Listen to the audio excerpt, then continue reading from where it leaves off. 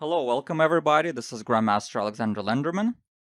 This is the first video of my video series, and we're going to be doing a lot of videos on the topic of pawn structures. And in this first video, we're going to be talking about the topic of isolated pawns. And here we're going to basically do an introduction. And we're going to start with a relatively famous game between Tigran Petrosian, world champion, and another strong Soviet grandmaster, Yuri Belaschoff from 1974. And here it is. So it was c4, knight f6, knight c3, e6, d4, bishop b4, e3, c5, bishop d3, d5. And whenever we have this idea where pawns go to the center and white pawns also go to c4, d4, black pawns go to c4, c5, d5, very often what happens is pawns get traded and one side ends up being left with an isolated queen pawn. And in this case, it is white, the one who's going to have an isolated pawn. Now, what's the key of an isolated pawn? An isolated pawn is a pawn that's not protected by a neighbor pawn. So there are no pawns for white on the c file or on the e file, which means that a pawn can never protect the pawn. So that means potentially that pawn could be a little bit weak, that isolated pawn. Why? Because it can be attacked by pieces and it cannot be protected by pawns. So if more pieces happen to attack it, then there are defenders, that pawn can end up becoming quite weak. So that's something very important to keep in mind. But as you'll see in especially the first couple of videos, the isolated pawn can also be a strength.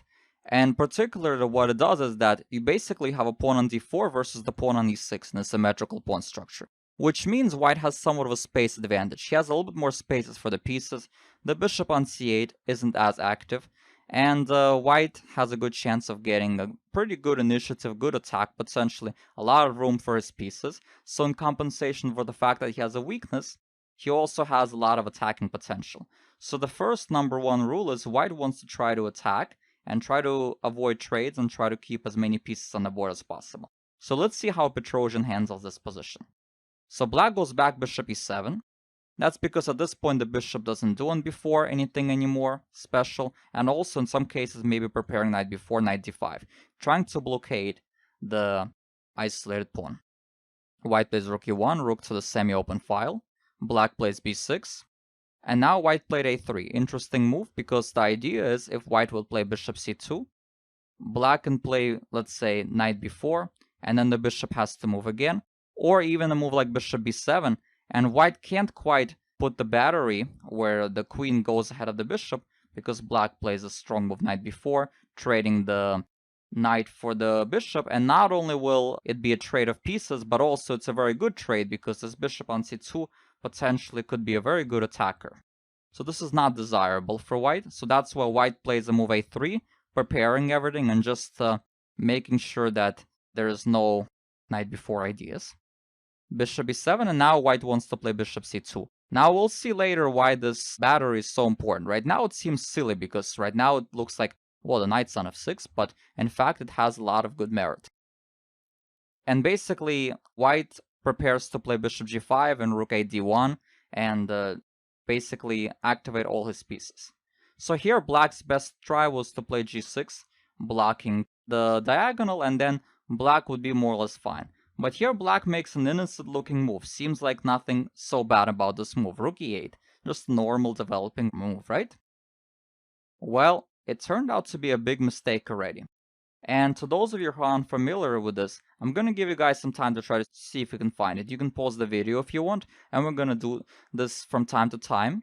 When you're watching the videos, I'm going to give you guys a chance to pause videos sometimes. Try to look for yourself and try to see if you can find white's idea here. And this is actually, if you know the idea, it's a very easy move to find. If you don't, it could be a very hard idea to find, but anyway, do your best. And if you need more time, to keep your videos paused, but the move is a very strong move. d5. Now, bishop g5, ultimately the idea is white wants to remove this defender. But here black can play g6 and nothing special is happening. So the very strong move is d5. Because now what happens is knight takes d5 clearly doesn't work, because of queen takes h7, followed by mate next move on h8. So black practically has to do e takes d5, otherwise he's collapsing on the e6 square. So black takes, but now we go bishop g5. And now the difference is the e file, remember the innocent looking move rook e1, opened up its attack on e7. And now look what happens. Black has to go knight e4. So what's wrong with g6? So if you need more time, you can keep your videos paused. It's a very strong idea. Rook takes e7. And now after queen takes e7, only move. Otherwise, white's gonna win a second piece for the rook. White plays knight takes d5, takes. And okay, white's up a queen for a rook and a knight. So it's a technically winning position. So black had to go knight e4, only move. But after knight takes, pawn takes, queen takes. The problem is black cannot take the bishop. Because after this, queen takes, queen h8, it's gonna be mate. So black had to go g6, and the white played queen h4, a very strong move, piling up on the threat. So now bishop takes g5 was a threat, so we're defending against a threat and piling up an attack. Of course, a move like bishop takes e7 wouldn't be very effective because black would be able to play rook takes or queen takes and basically try to relieve some pressure. So it's important to not relieve the tension first by trading off pieces, but keeping the pressure on. So basically the idea of d5, forgot to mention, the main idea is you're just opening up a lot of space for your pieces like that. And very often when you play a move like d5, you get rid of a weakness and your pieces really get a lot of scope. And as you could see, black had to play g6, making a weakness, and soon this bishop is going to have even brighter futures. So black played queen c7. Other moves don't really help because queen d7, rook d1, and also bishop takes g5, knight takes g5, and again, now black has to worry about the h-pawn also, and now there's an extra attacker on the f7 target. So black played queen c7, and now strong move bishop b3, improving the bishop. The bishop already did its job on c2, so now it goes to b3, putting pressure on the f7 square. h5, and now queen e4, another very strong move. Now that h5 was played, the g6 square softened, and whoops, there's a spin on the f7 pawn, so therefore queen takes g6 is going to be a very strong threat. Black had to go here, and now white finds a decisive combination. So if you want to try to figure it out, try to pause your video. So if you need more time, keep your videos paused. Bishop takes f7, exclaim, king takes, and now a key move, exit square, g7, we have to block it.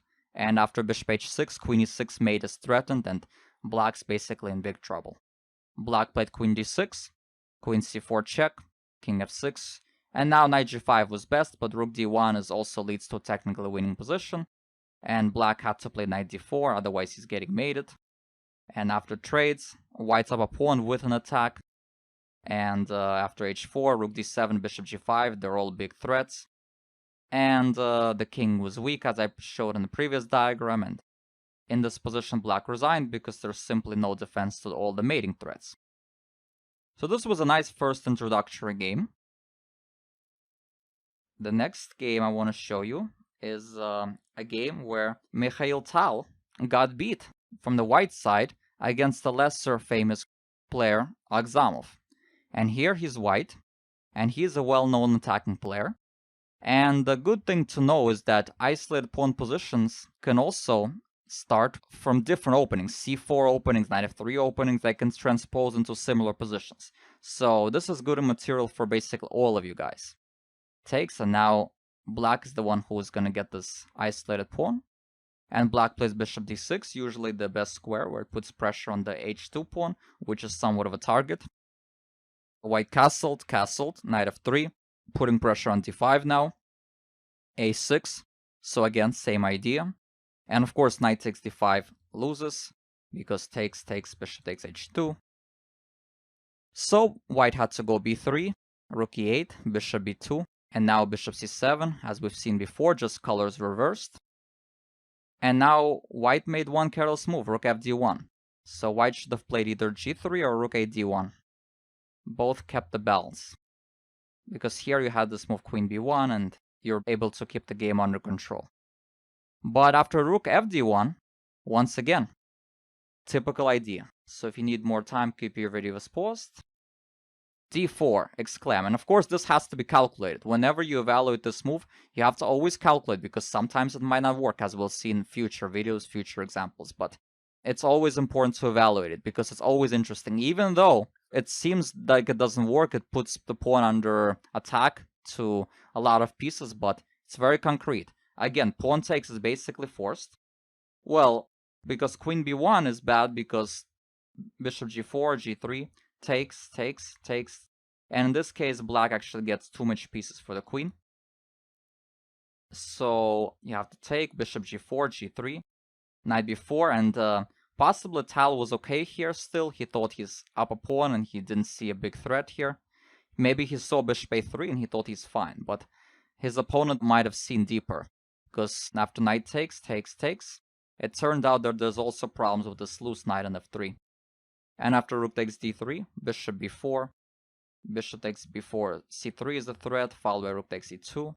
So after bishop f1, bishop f5, now the rook has to be moved, because cannot be moved because of the knight on c3. So white played knight d1, takes, knight d5, and the rest of the game is not interesting. Later on, black won this game in a convincing manner. The next game I want to show you is the game between Keane and Miles. And in this game, we're gonna actually, it's a little bit of a different concept, but still very important to know for the attacking side, knowing how to attack with the isolated pawn. So we have knight f3, we have a similar kind of thing, and we're gonna quickly get to this position. Similar thing in the other game, a3 was played in the Petrosian game. This game, white played bishop g5, and allowed knight b4 actually, with the idea of b6, bishop b7. So it looks like in this game, black should definitely have success. Why? Because he's going to be able to develop comfortably. It's going to be very hard for white to really build this battery, bishop and queen, and looks like d5 will never be a threat, and just looks very good for black. But it turned out appearances could be deceiving, and we'll see that even this kind of an idea could be broken. So white played bishop b1 still, b6. So for now, it looks good for black because the rook on a1 is not playing. But now knight e5. Now the idea is we need to bring the knight to attack. Bishop b7. And now it looks like black's doing really well because he wants to play rook c8, knight fd5, trades the bishops. Maybe also try to trade on c3. And it looks like black's going to be able to trade some pieces. And if you don't do something quickly, it looks like black's just going to be doing fantastic. But in fact, white has a very interesting idea to attack with the isolated pawn. And of course, we know that d5 will not work here, because there's just simply nothing. No ideas after that. But even in a situation like this, there's this idea, rook e3, called the rook lift. The rook wants to go to g3 or h3 and start putting pressure on the king side. And one drawback for black is that now the knight's away from c6, and now there's not as much pressure on d4, and therefore white's be able to make a very nice rook lift potentially. So now rook c8 should have been played probably, and after, well, maybe it shouldn't have actually. If he did that, black would just already be losing. So this goes to show that already white has a deadly threat. White has a concrete threat that practically mates black. So have to go g6, rook g3, another strong move, rook c8. Now the key idea is knight h5 does not work here, because actually taking is simplest, yeah. So therefore rook c8, bishop h6, and now probably knight c6 was best, limiting the damage, only being down in exchange. But rook e8 was a little bit optimistic, but it turned out to be losing. So if you want to see why, pause your video and try to solve it. And if you need more time, keep your videos paused. Well, a3 first, knight c6, and now double exclaim, knight takes g6, h takes, bishop takes, and now, okay, leaving the bishop there is pointless, you know, it's going to be mate very soon, bishop's going to move and there's going to be a mating attack, so fg is practically forced, and now the key move, queen b1. And white's just threatening queen takes g6, and black simply cannot block anything with the bishop or the knight, the diagonal, and black is just simply losing. So knight e5 was played, only move, with the idea to try to desperately block the diagonal. But now White has a decisive attack anyway, and very quickly, White crashes through. So this game is played between 4-time Women's World Champion Maya Chiburdanidze and also a very strong woman player, Nina Hurtidze. And in this game, let's quickly get to the isolated pawn position.